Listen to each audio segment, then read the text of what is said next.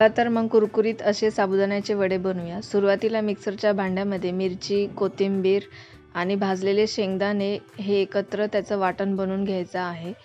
त्यानंतर भिजवलेला साबुदाणा घ्यायचा, त्यामध्ये उकडलेले बटाटे टाकायचे आणि जे आपण आता वाटण बनवलेलं आहे मिरची याचं, ते वाटण त्यात मिक्स करायचं आणि त्यानंतर 2 चमचे दही देखील त्याच्यामध्ये आपल्याला टाकायचं आहे।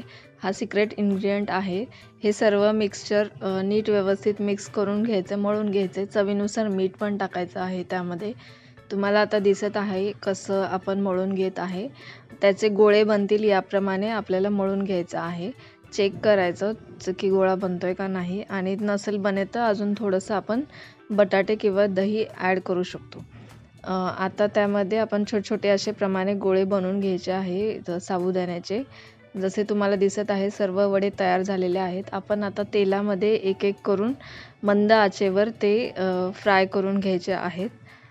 तुम्हाला दिसत असेल कसं आहे ते, बारीक गॅस ठेवून आपण फ्राय करून घ्यायचं आहे, अलटीपलटी करून एक एक करून मस्तपैकी गोल्डन रंग येईपर्यंत त्याला शॅलो फ्राय करून घ्यायचे आहे, किंवा डीप फ्राय पण करू शकता तुम्ही।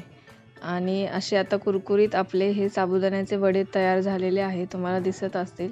ते आपण दह्याच्या चटणीसोबत खाऊ शकतो, उपवासालाही खाऊ शकतो आणि बाकी टाईमलाही आपण ते खाऊ शकतो।